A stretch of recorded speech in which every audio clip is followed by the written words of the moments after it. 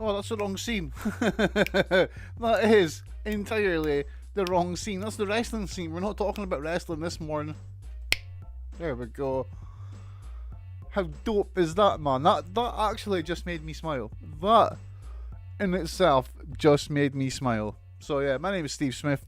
You are watching the Voice Britannia Twitch stream live today. It is Wednesday. It is the 24th of February 2021.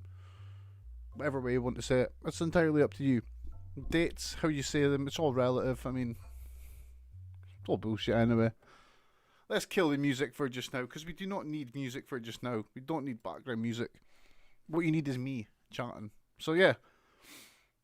It is what time's why am I hearing the hiss today? Let's get rid of the rando hisses. So yeah. It's 11 o'clock in the morning. I am here for half hour, 45 minutes of potpourri. Now you might be wondering what's potpourri. This is my little space. This is my little space within what I do within streaming. Like, I used to talk about politics all the time. We used to talk about current affairs all the time. But I just don't talk about politics and current affairs much at the moment. Maybe to my own detriment. Right, how's it going, my man? Good to see you in the chat. So yeah, so today I'm going to do an episode of Potpourri, because I want to do these every week, but I've been slipping on them. And today, what I thought we'd look at is the various COVID-19 roadmaps, because this is pertinent to all our lives, you know. Like, we're all, if you're in the UK, which you most likely are, but I know there's people from outside the UK watch this as well, but you're probably in the same sort of situation, you know what I mean? Most of the modern world at the moment is in the situation where we're in lockdown, you know. It's pretty shit. It's pretty shit being in lockdown. It's pretty shit having society locked down, but dem's the breaks, you know what I mean? We can't really do much about that. We've got to deal with it, or mass deaths happen. So we're in a strange situation when it comes to that just now. So it's always good to know what the hell the various governments of the country / world / continents of this planet are doing to try and get us out of lockdown, because the sooner it's done, the better. None of us like being in this situation, and we all want out of this situation.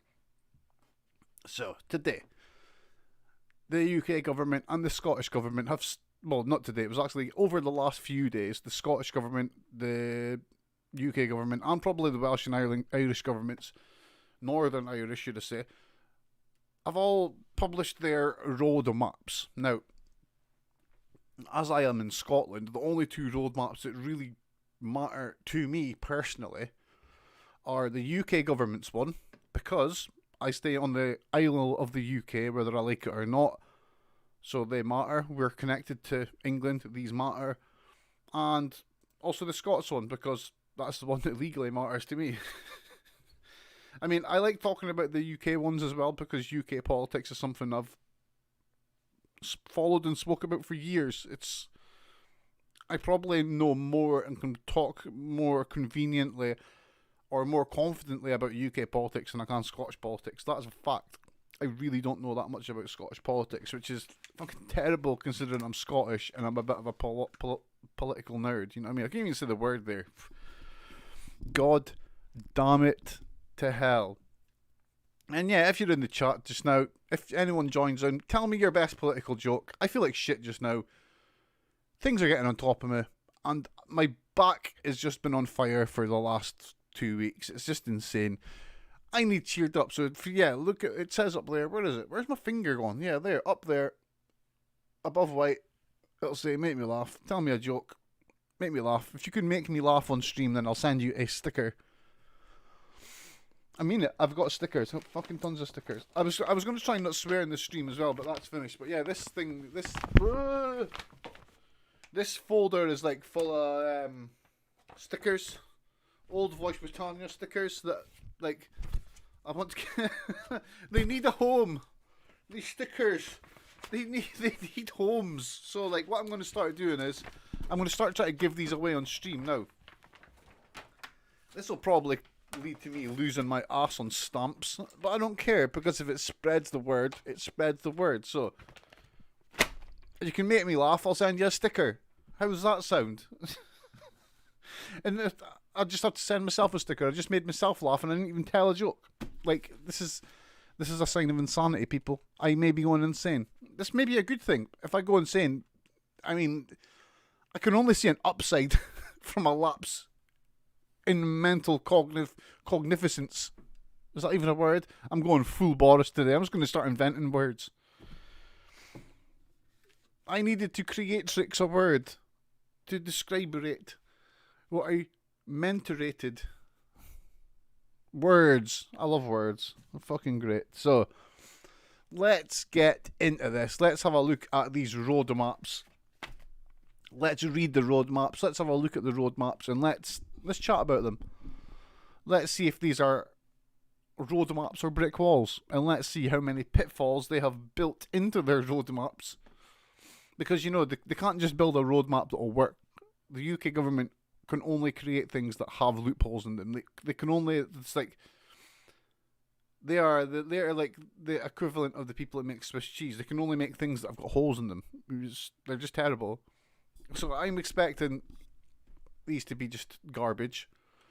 But we're going to see. Has anyone... So, wait, what are you saying? Has anyone came out backing their position on schools? Come on, man. No, I mean... Well, actually, yeah, I'm pretty sure the opposition are backing the government on schools and more or less everything. Like, I'm trying to write a blog about this at the moment. My political brain is just fucking fried at the moment. Like, I am numb. It's like I have become totally numb to politics because there's just... The wave of bullshit that has been coming from government on all sides of the borders over the last year it has finally become too much to fight. Like, I can't hold it back. It's like insane. It's overwhelming me, like how much bullshit there is out there and how much people are going with it and how much people are fighting for the wrong things. It frazzled me. It's frazzled me. So I really don't know what anyone's position is on anything. And this works out kind of well for Prime Minister's questions, because now I'm looking at Prime Minister's questions more like it's a wrestling show than a politics show. And with that, it makes it all a lot more fun. But no, I've got no idea what position anyone's is. If it's Labour, the opposition, the official opposition, you know, the people that are supposed to oppose government, they will be supporting them. So that's just the way it is now. We don't have opposition, we've got supporters. We've got a government and their supporters, who used to be called the opposition. So, let's have a look at the press release from the UK government. Because if you want to get the information, this is the way to get it. You go to the government's website and you read the words published by government on the page. Now, of course, they'll always change what's said here. They will always change what they say here. They will do stuff to it. Downing Street, the Prime Minister, and everything attached to it are, you know, you must remember this is important, they are all full of shit, right?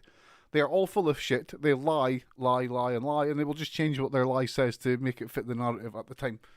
This is just what they were. What's that like saying? Yeah, it feels like a total swamp. I understand. I don't understand how on earth it would make sense to open schools so early, but on the other hand, no one seems to give a shit in the press. You were right. And this is actually something we're going to get to in a little minute. When I say a little minute, we're going to get to that within the next half hour. It is on my haphazard list of things I'm going to speak to. So let's get into this roadmap. Press release. Prime Minister sets out roadmap to cautiously ease lockdown restrictions. PM Boris Johnson has announced the government's roadmap to cautiously ease lockdown restrictions in England. Okay, so this was published by government on the 22nd of February, 2 days ago.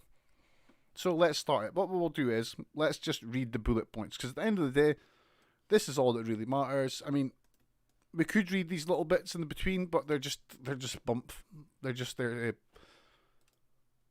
punctuate what is being said. So let's start the first set of bullet points. Government publishes a full 4-step roadmap to ease restrictions across England and provide a route back to a more normal way of life. Each step is to be assessed against 4 tests before restrictions ease, starting with the return of schools on the 8th of March. Under a month away, they're going, oh fuck, that's really bad. So we've got under a month till the schools in England are going back. Hey.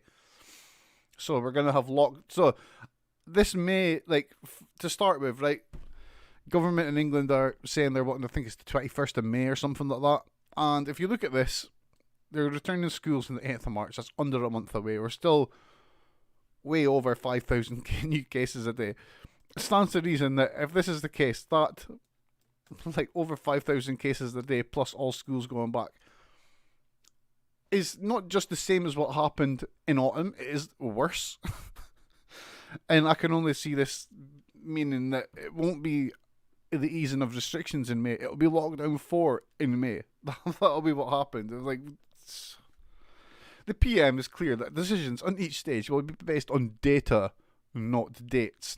He just can't help himself, can he? He's got to use alliterations and all that stupid little grammatical devices that the posh think are just the way to just talk as idiots. Government will move cautiously to keep infection rates under control. Okay, so let's look at the 4 tests. This is the UK government's 4 tests. The assessment will be based on 4 tests. The vaccine deployment programme continues successfully. Is that a test? Wait. Right, so this is supposed to be... These are 4 tests, right? The vaccine deployment programme continues successfully. How is that a test? How can you work out if that's a boost? That is an absolute bullshit statement. Like, what is continuing successfully? The vaccine, that's just a statement. That is not a test. So, evidence shows vaccines are sufficiently effective in reducing hospitalizations and deaths in those vaccinated. So that's more of a test. But again, what's that got to do with that? Are that two not linked as one test? Does the evidence showing vaccines are sufficiently effective in reducing hospitalizations and death in those vaccines are not directly part of the vaccination deployment program? They're the same thing. Infection rates do not risk a surge in hospitalisation, which would put unsustainable pressure on the NHS. So what that means is that people are still getting the cases. The virus is still absolutely spreading around the country, but it's not causing a big surge like we've seen in the last few months. Our assessment of risks is not fundamentally changed by the new variants of concern. So, right, this is supposed to be 4 tests. Right, it says there, this assessment will be based on 4 tests. 1, 2, 3, 4. They are not tests. Our assessment of the risks is not fundamentally changed by the new variant of concern. That is a statement of intent. That is not a test. Infection rates do not risk a surge of hospitalizations. Yeah, that is a test. But again,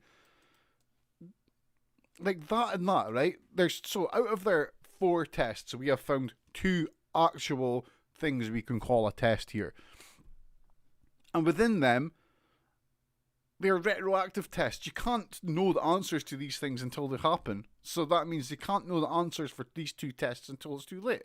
You cannot know that the infection rates are going to be too high to risk a surge of hospitalizations until they start coming in. And evidence shows vaccines are sufficient in reducing hospitalizations. Again, you don't know that until after. You don't know the... And I don't mean that, it's not they're not yes-no answers. I think that's what I'm getting at. It takes time to get the answers for these 2 things, weeks, because you need to wait for data and deaths, who's got the vaccines, illness levels, all sorts of weird little bits that us plebs that are outside of the medical profession just will never think of. It's ridiculous. That is absolutely ridiculous. So out of the UK government's 4 tests, we have identified 2 tests and 2 statements. Let us read on. There will be a minimum of 5 weeks between each steps. 4 weeks for the data to reflect changes on restrictions. See, look, there we go. They actually say it right there. 4 weeks to data to reflect changes. That's for that, right? So it takes on average about... They're saying there, they're telling us here that it takes 4 weeks to get the information they need to know if a test's passed or fucking failed. We can't just look at stuff like new cases. We can't just say, oh, right, 10,000 new cases a day, fail. Test has been failed. That's a lot of people still getting the disease. Fail. We're oh, look at the deaths. Deaths are above 500 a day. Fail. You know what I mean? It's oh, look, there's the city of Aberdeen. How many people in the city of Aberdeen have the virus just now? Oh, half the city fail. This is like, I don't understand. I mean, yeah, I know this is like science and stuff like that, and this goes over my head and it goes into modelling and stuff, but their forecasts are just stupid. Like, so let's read on. So if I keep reading the same things and getting annoyed, we will never move on. The Chief Medical Officer and Chief Scientific Advisor have made it clear that this will give adequate time to assess the impact of each stage and reduce the risk of having to reimpose restrictions at a later date. Now, quick question to anyone. Does anyone here, or in the future, will anyone listen to this, actually ever trust the Chief Medical Officer and the Chief Scientific Advisor going forward? Because I know I won't. And what made me think this the other day was looking at a gin bottle, and it says on the side, you read the side of the gin, it's like, oh yeah, this bottle of gin contains this much units. The Chief Medical Officer says you can have this much in a week. And I put it down, I was like, oh. So, Chris Whitty, or Valence, whatever one it was, one's the science, one's the medical, is telling me that the man that has been wrong about everything about the coronavirus so far is telling me that it's safe to drink this much a week and I won't get ill. I actually don't believe that now. I do not believe Chief Medical Officer warnings now. Like, how can we? I cannot trust the UK government's advisors because they have lied to us for over a year now. They have not only, like, at times they've lied, at times they've been flexible with the truth, let's say. They've been lenient with the truth. And at other times they've just told us what government wanted us to hear. And that is, I don't see how we can trust people like that in the future, because they will just do what they've told us the whole time that they're following the science, but it's been very, very fucking obvious that they've been following the politics. I mean, if we look at this bit here is absolute politics. Like, the medical profession would rather that we wiped the disease out, go for the zero COVID target. Other countries are doing it. Australia's doing it. New Zealand's doing it. Like, Australia's a vastly bigger country than the UK. Other countries are trying it, but we're not. We're just going to let it do like that because our government, like they have said from the start, have been adhering to a policy of herd immunity. They are happy for people to get the virus. They are happy to die. They were happy for my grandfather to catch the virus just last week. Now, here's a story that blew my fucking mind. Something from my personal life, right? So my granddad, bless his soul, he's getting a bit senile in the head. It happens to all of us, you know what I mean? We all start going a bit in the end. And after my grandma passed last year, it's a bit hard for him. Like, bless him, my granddad's really nice. I mean, he's been having issues with his head for a few years now. And for the last few years, his main focus was like my grandma, looking after my grandma. And he always was like, I need to look after my grandma, I'm worried. But it came past it was actually my grandma that was looking after him. Like, people, like, they thought my grandma was the one that was more ill. They thought she was senile. But it actually said, like, turned out if you actually sat with him for a bit, you could tell that it wasn't my grandma that was the iller one. It was my granda. Now, my grandma passed away. My granda's now, he's just getting a bit on, you know what I mean? It's so, he's moving into like a nursing home. Which, quite frankly, I think is, you're better to get the care when you're getting on a bit rather than sitting on your own and the worst happening and you're left on your own. And it's also a real burden on everyone around us. So it's cool. You know what I mean? This is what we pay our taxes for. We pay our taxes for systems to be there when we get on a bit. So the system can help us when we get old. And I digress. So he went into this home.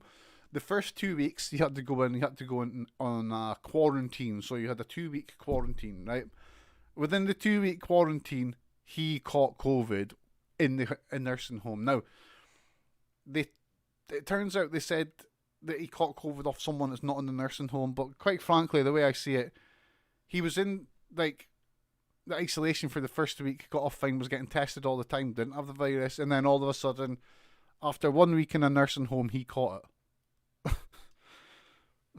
Which just blows me away, and it just shows you, like, how little is being done to protect the elderly in this. Now, the only saving grace in this story about my grandfather is that he had the first jab of the vaccine, right? If he hadn't had the first jab, he would have probably died, like, because he's really old. Now, thankfully, he got his jab, so the only real side effects he's had of coronavirus has been the delusion, and it's been delusion and stuff like that, which is funny. What the parent, my mum and that, was told by the doctors is that if you're older and like you've got like dementia and stuff like that, and you get the jab, you're more likely, like, COVID manifests itself with like more mental issues, like delusions and stuff like that. So he went through a bit of that, which obviously can't be nice, but at least he didn't get the bad side of it.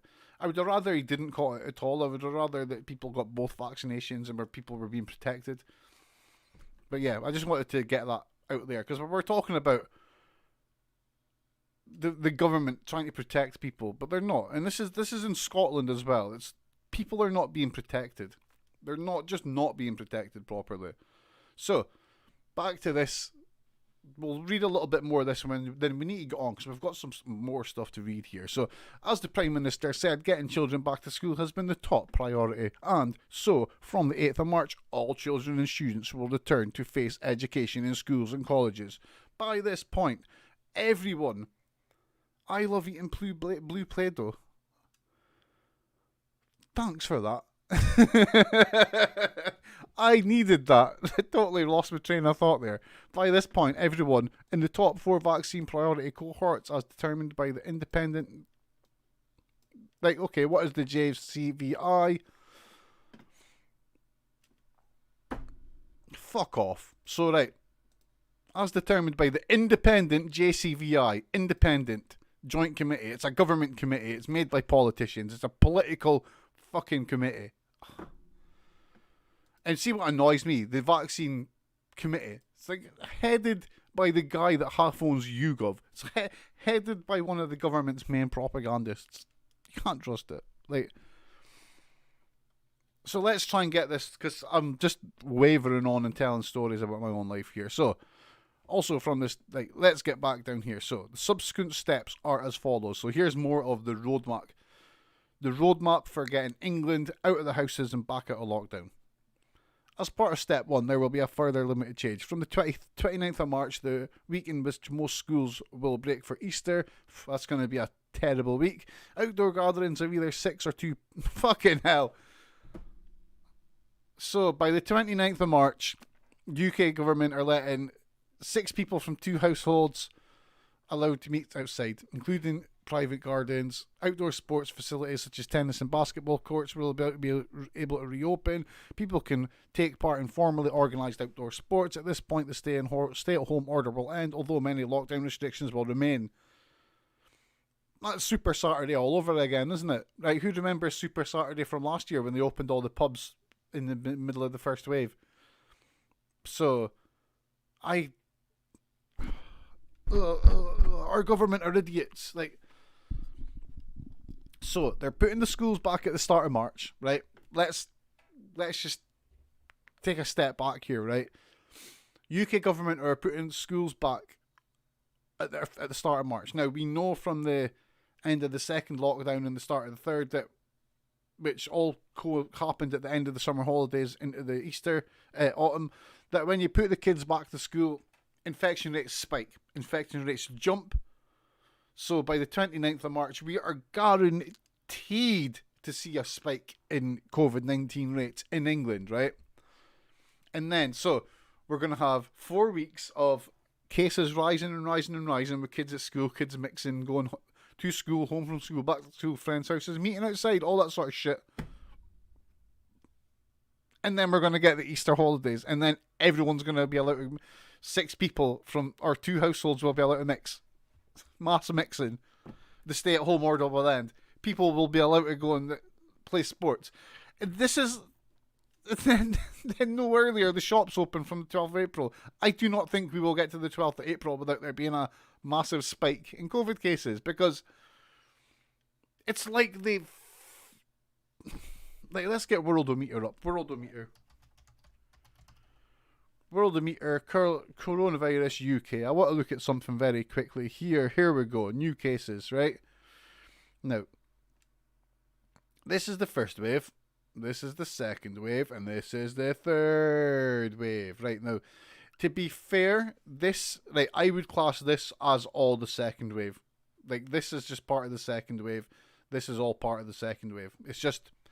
It's a bumpy wave. It's like a sawtooth, but this is all definitely the same wave, right? Now, as you can see from the first wave, we almost got rid of it. Like, we nearly got rid of COVID-19, and then over the summer, like this bit here, July, August, this is your summer holidays, right?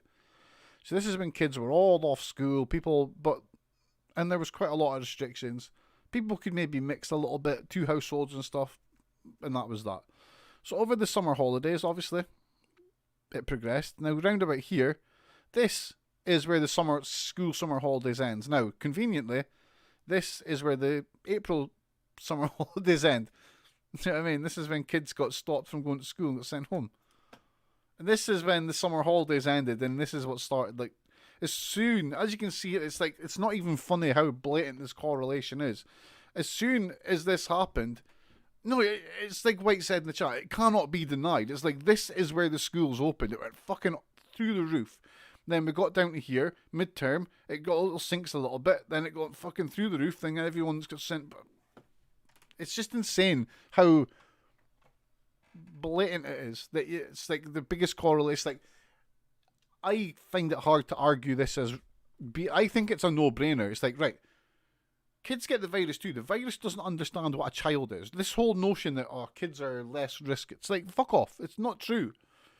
Kids will not die from it. They can still catch it. And even if they don't show symptoms, they can still have the virus and spread it. They can still go to school.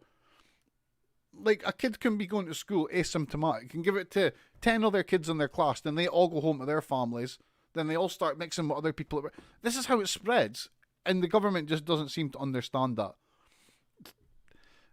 I forgot kind of the point I was on there, but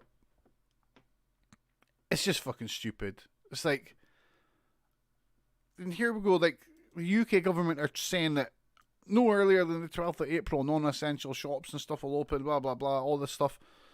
Then the 17th of May, everything gets... I'm not even going to read that or that. Like, I don't think there's any point. I do not think England is going to get to the 17th of May and see this. No fucking way. I would place money on this date changing. Because it's like, there's going to be 2 months, right, from the schools opening to that. And between the schools opening and that, we've got holidays, we've got restrictions being dialed back. From the 12th of April, hospitality venues can start going back. Like, pubs. So yeah, this is what I can lift from the UK government's roadmap. It is fucking terrible. They're just rushing into things again. Like, it's almost like they have looked at every mistake they made in the first 2 lockdowns and thought, right, how can we make the same mistake again? And they deliberately went out and made the same mistakes. It is bloody absurd. It is absolutely absurd. So let's look at the Scots government's one quickly, because I'm actually running right out of time. I did not think it would take this long to look at these sorts of things. Now, Scotland's phased and careful approach to easing lockdown restrictions while continuing to suppress COVID-19 has been outlined by the First Minister. The immediate priority will continue to be the phased return of education, building on the return of some pupils to school yesterday. What? On that basis, the progress in suppressing the virus and vaccinating key groups remains on track. Restrictions would be eased in the following order. Now, I should caveat this with saying that cases in Scotland are massively lower than England.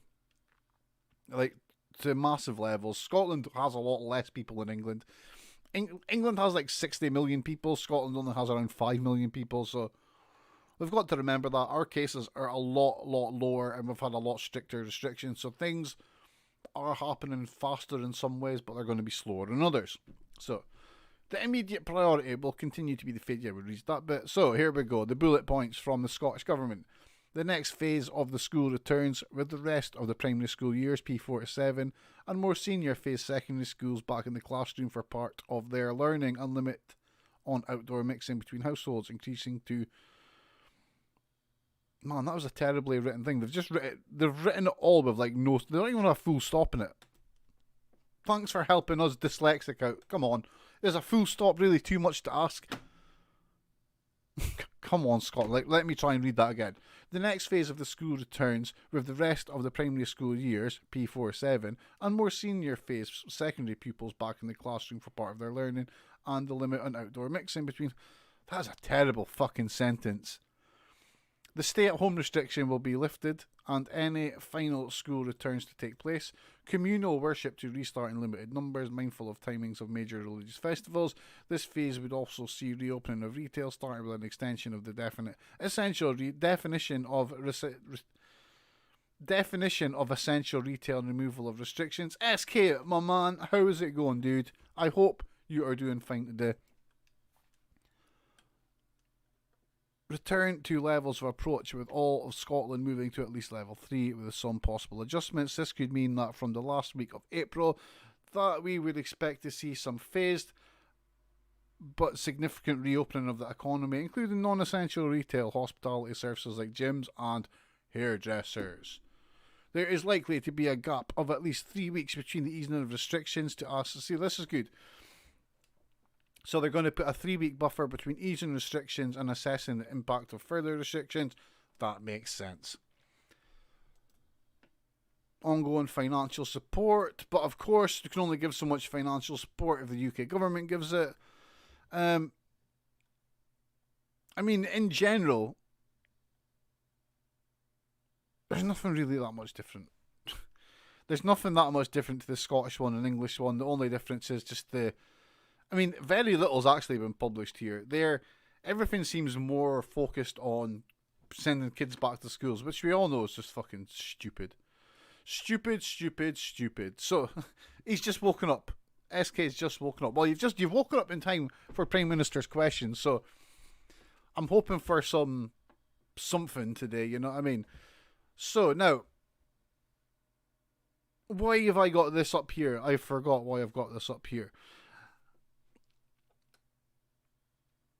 I was wanting to make a point about something, and right, I think it's the sending.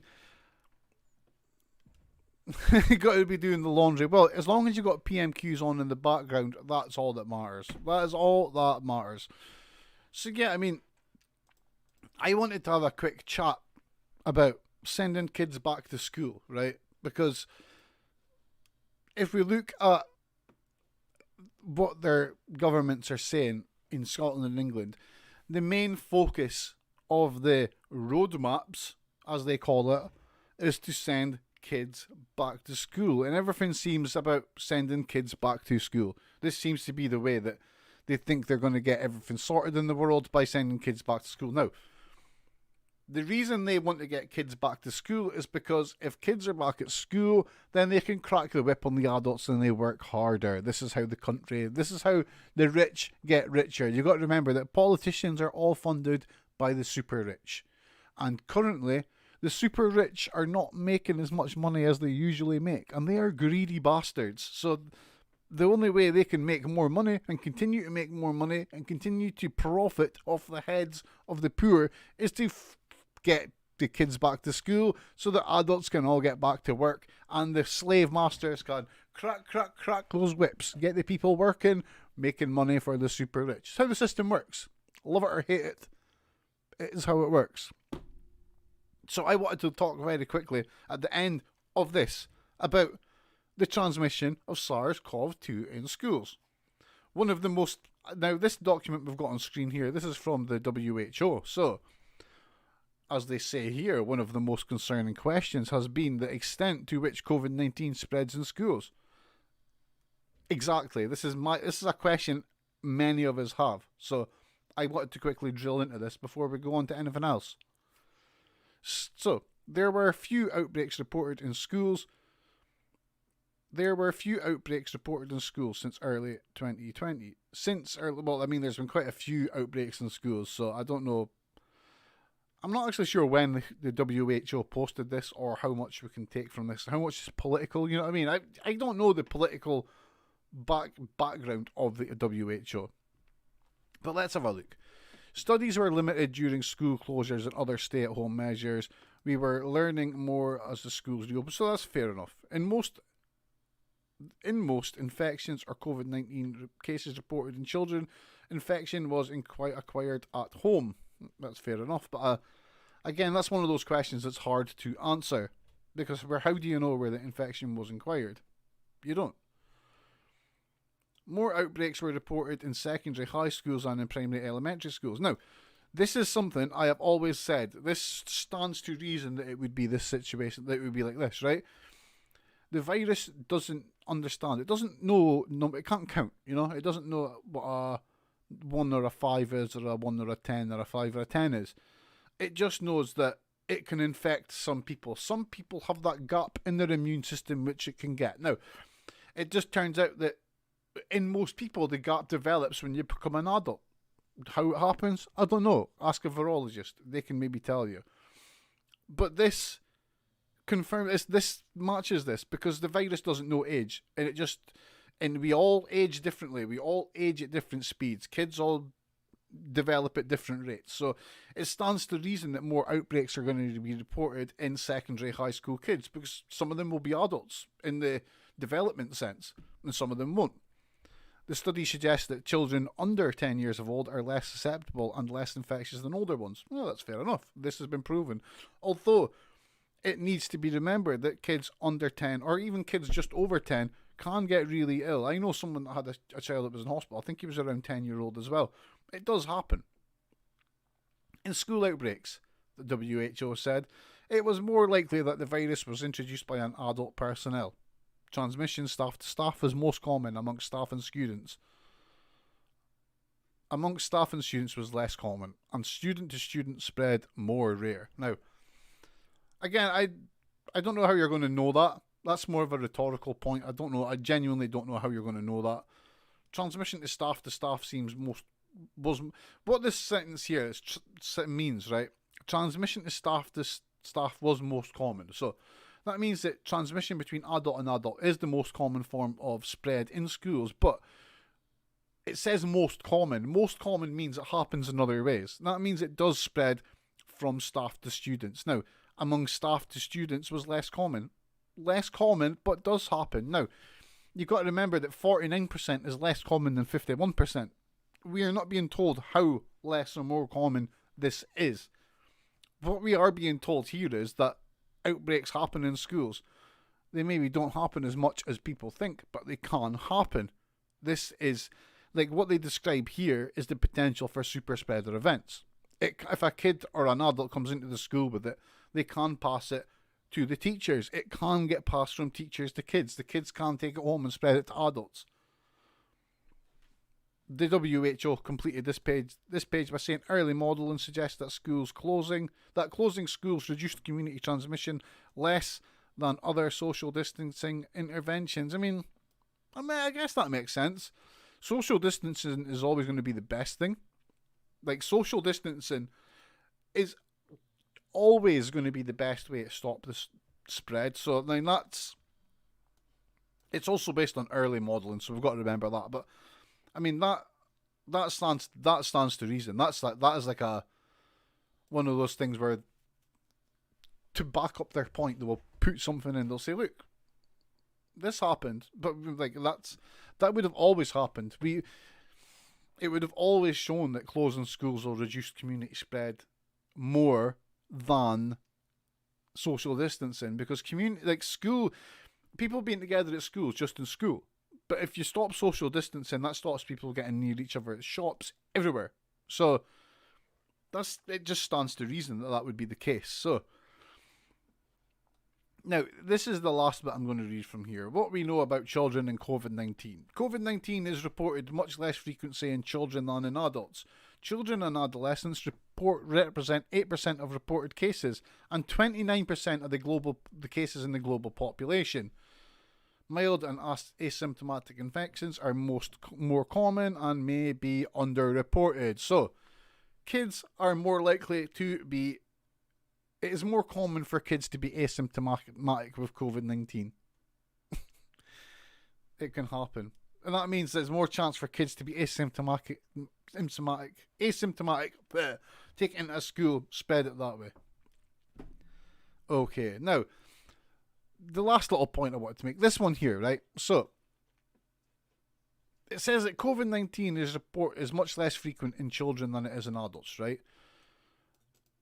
And that 29% of the global population are, like, kids and adults represent 8% of reported cases and 29% of the global population. But I mean, I looked at the global population earlier because I'm a geek like that. And like, as of like the middle of last year, as it says here in Statista, it's like about 20% of the 6% of the world's population were kids. So I mean, if they've got 29% of kids is getting that, I don't know. I think I'm just getting carried away with stuff here. My point here is that even within the documentation from the WHO on how safe schools are, it is fucking apparent that schools are not that safe. Like, they are a place where COVID-19 can spread and get out of control and spread to more people and spread out. This is why I think that the roadmap that the UK government, specifically the UK government, are taking is terrible. I think this can only lead to more people getting the virus. I'm gonna, like, I would, if I could put money on something as morbid as this, I would bet 50 quid that by June, the start of June, say the first week of June, restrictions are being put back in place to stop the virus spreading. Whether that is a resummation of the fucking absurdly broken tier system or something else, I don't know. I expect it to happen. You can put money on it, or you can just come back here in the start of June and say, Steve, you were right, or Steve, you're an idiot, you were wrong. So, I'm going to end potpourri here for the day. In 15 minutes' time, I will be June is quite optimistic. Hoppy, it's good to see you in the chat. It's always good to see you in the chat, my man.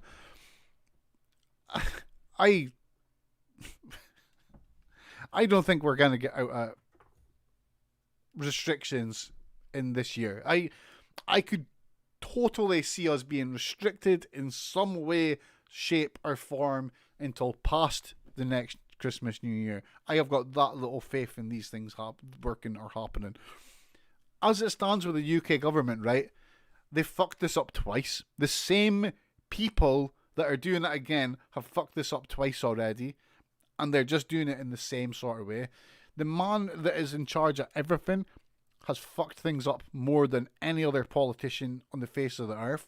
Matt Hancock, our health minister, has broke the law by giving contracts to his mates when he should have been fixing this. Other people are not doing stuff. Gavin Williamson, like, fucked up about 1 million times and still in the job. It's ridiculous. Like, I cannot see how anyone in the mainstream media can have any faith that what this government is going to do, specifically in England, is going to work. Like, it's Scotland as well. Scotland to an extent, right? Nicola Sturgeon, I don't think she's done that much more than Boris. For the most, she's done what Boris has done, but with a different word into it. But what she's did is she's been accountable, and that speaks volumes, you know? If they've made the mistake, they've admitted it. People have actually stepped down in the Scots government because they've made mistakes over COVID-19. You look at the UK government, the people that have made mistakes over and over again, mistakes that have led to hundreds of thousands, like over 100,000 people dying, are still in that jobs. That is sickening, and that is why I do not trust that these roadmaps are going to work. The Scottish one has a chance. The English roadmap, though, sorry England, you guys are screwed. You do not expect a summer holiday, and if you do get a summer holiday, then expect it to be put in place with politicians knowing you're probably going to get ill from what happens. That ends today's potpourri. So yeah, what I'm going to do is I'm just going to flip to the intro screen for the next 10 minutes, because I'm going to go get a bathroom break, have a drink, and I'm going to prepare for Prime Minister's questions. So, what I'll do is I will be back live at. No, actually, I'm just going to go dark for 3 minutes, and then we'll be back for House of Commons. Let's have a quick look at the House of Commons. Is it set up yet? Is anyone there? Oh, the stream is live, so we can get a feed. So what I'll do is actually, what I will do is, now we're on this, I will. Can I mute myself?